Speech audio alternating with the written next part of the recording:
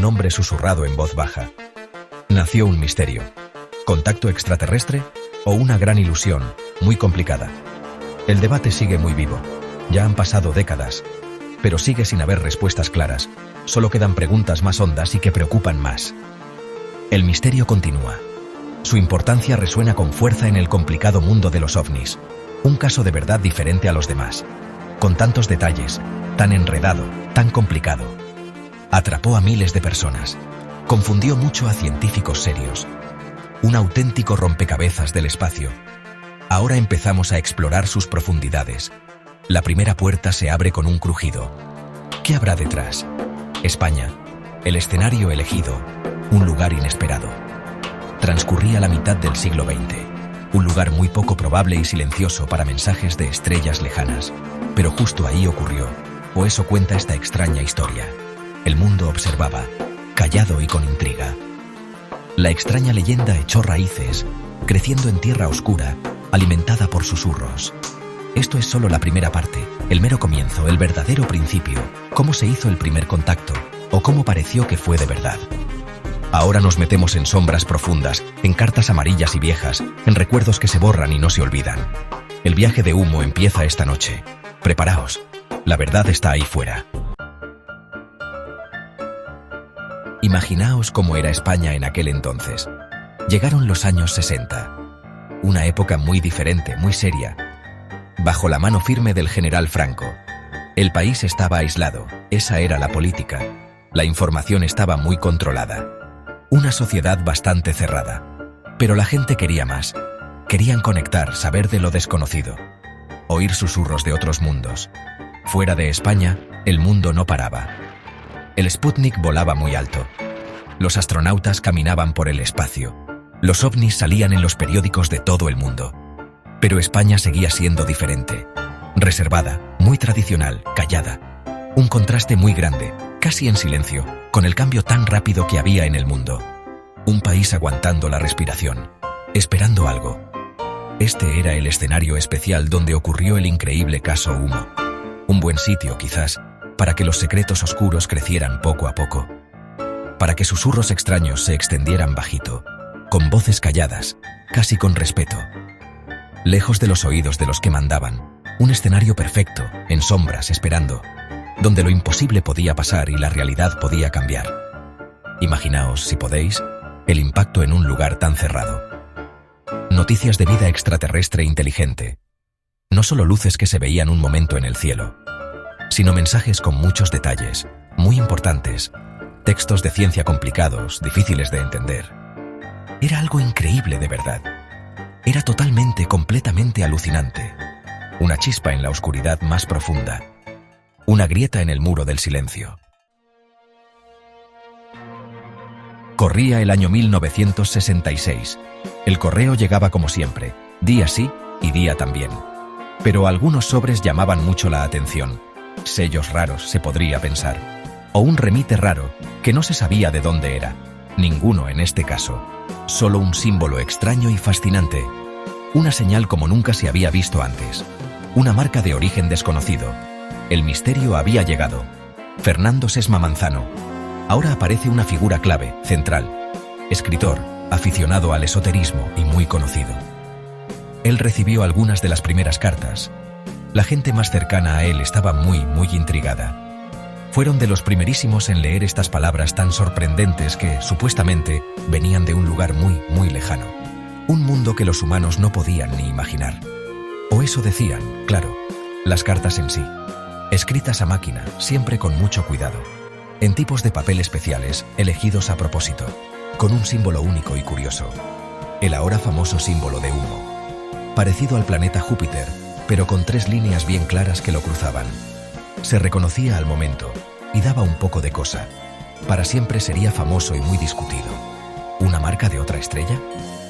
¿Qué sintieron de verdad al tener esos papeles tan raros en las manos?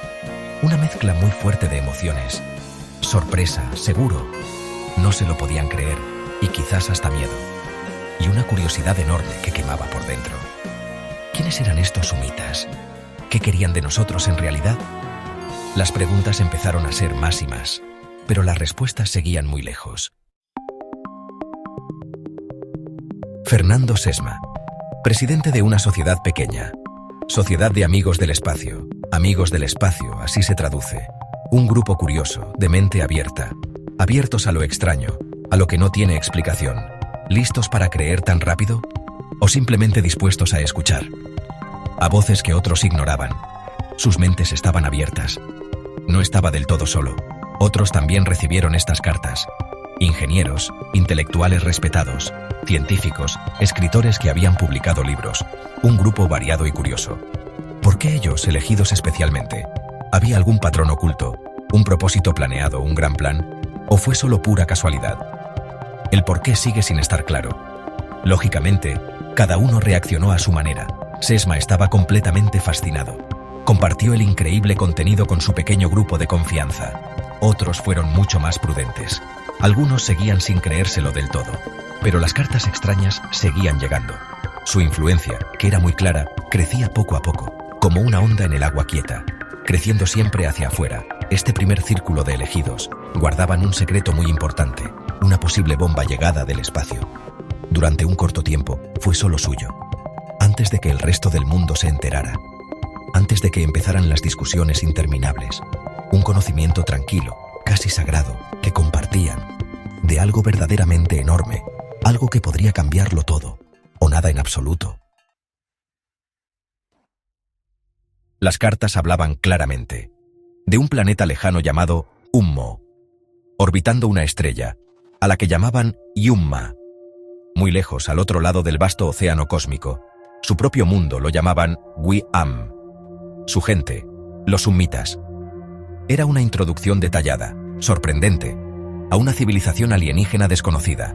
Su historia comenzaba a desplegarse, palabra tras palabra, cuidadosamente elegidas. Describían su mundo natal, sus condiciones físicas precisas, su biología única y asombrosa. 2 cerebros, afirmaban con valentía. Percepciones sensoriales diferentes, más agudas.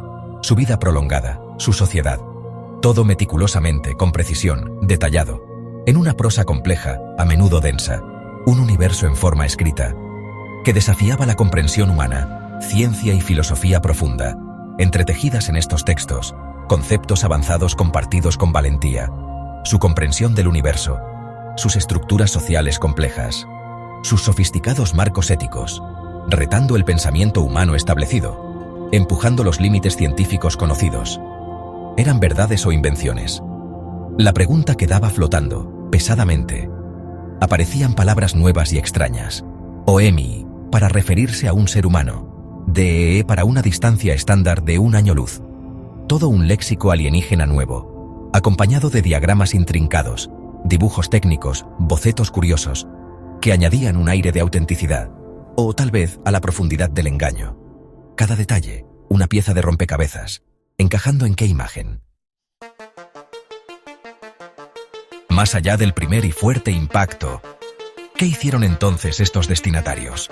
Algunos formaron grupos de estudio dedicados, analizando cada palabra, cada diagrama complicado y raro, tratando con todas sus fuerzas de entender. La enorme cantidad de datos, un verdadero diluvio de información sobre extraterrestres. ¿Era un regalo o una carga? Tenían que decidirlo. Poco a poco, la información se fue filtrando más allá de ese grupo inicial. El boca a boca comenzó a extenderse. Se hicieron copias cuidadosamente, pasándose de mano, en secreto, con cautela, al principio. La increíble historia de Ummo creció. Llegó a ser mucho más que solo las cartas, convirtiéndose en una leyenda moderna, un mito para una nueva era. La comunidad científica establecida en su mayor parte no le hizo mucho caso por aquel entonces. Para ellos, solo era una historia curiosa, un elaborado y astuto engaño. Pocos lo tomaron realmente en serio en aquellos días inciertos. Las pruebas físicas eran escasas, solo palabras cuidadosamente elegidas en papel. Sin naves, sin cuerpos, sin pruebas claras que lo demostraran todo. Solo historias y símbolos. Sin embargo, empezó a fascinar profundamente a los grupos de aficionados a los ovnis y también al público en general. A esa gente con tantas ganas de un misterio que no se acabara nunca, de un contacto real con lo desconocido. Ummo ofrecía algo realmente nuevo, algo que hacía pensar mucho y que era un verdadero desafío para la mente. Una historia que enganchaba un montón y además era muy compleja, que conectaba con una necesidad que la gente tenía muy dentro. Esas ganas de conectar con el universo. ¿Era realmente cierto? La enorme pregunta flotaba en el aire desde el principio. La información parecía demasiado buena, demasiado detallada, quizá demasiado perfecta. ¿Podían simples humanos inventar todo esto? Un universo tan coherente y complejo. La magnitud era abrumadora, un mundo construido a base de palabras. Pero, ¿era un mundo real? La ciencia presentada en las cartas. Algunas partes resultaban sorprendentemente avanzadas, quizás adelantadas a su tiempo. Otras, sin embargo, parecían defectuosas o basadas en teorías humanas conocidas, solo disfrazadas de alienígenas. Los expertos estaban profundamente divididos y lo siguen estando incluso hoy en día. No surgió un consenso fácil, el debate se volvió inamovible. El propio lenguaje era tan extraño, el vocabulario humita proporcionado. ¿Era realmente alienígena o simplemente construido de manera ingeniosa por hombres? Los lingüistas detectaron ciertos patrones que sugerían orígenes terrestres, pero nada absolutamente concluyente. La duda persistía, una sombra sobre cada afirmación, un signo de interrogación tras cada hecho. ¿Y los misteriosos remitentes? ¿Quiénes eran en realidad? ¿Extraterrestres observándonos de cerca? ¿O brillantes embaucadores terrestres con una agenda compleja y oculta? El gran misterio solo se profundizaba con cada nueva carta recibida, con cada nueva afirmación sorprendente. Cada respuesta generaba más preguntas. El laberinto se hacía cada vez más grande. Y entonces, la gente empezó a decir que veía cosas.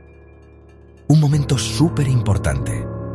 El 6 de febrero de 1966, en San José de Valderas, Madrid, contaron que se vio una nave muy rara, con el símbolo de humo bien clarito, que se veía por debajo. Algo que se podía ver y tocar. O por lo menos, eso dijeron los que lo vieron. La historia dio un vuelco. Un poco después, en mayo de 1967, en Aluche, un barrio tranquilo de Madrid, los que lo vieron dijeron que habían visto algo parecido, con forma de disco, que aterrizó un momentito y luego se fue volando, y dejó unas huellas raras con 3 puntas y unos tubitos de metal. Huellas de algo desconocido. A lo mejor eran pruebas de que había visitas. Enseguida salieron fotos de la nave misteriosa esa que decían haber visto. Muchas se veían borrosas, no muy claras, pero el símbolo se veía fenomenal. ¿Eran pruebas de verdad de la buena o era todo un cuento muy bien preparado? El debate se encendió muchísimo. Ahora parecía que humo se dejaba ver. Ya no eran solo palabras en un papel, sino algo que estaba ahí arriba, en el cielo. Estas cosas que pasaron hicieron la leyenda de humo mucho más fuerte.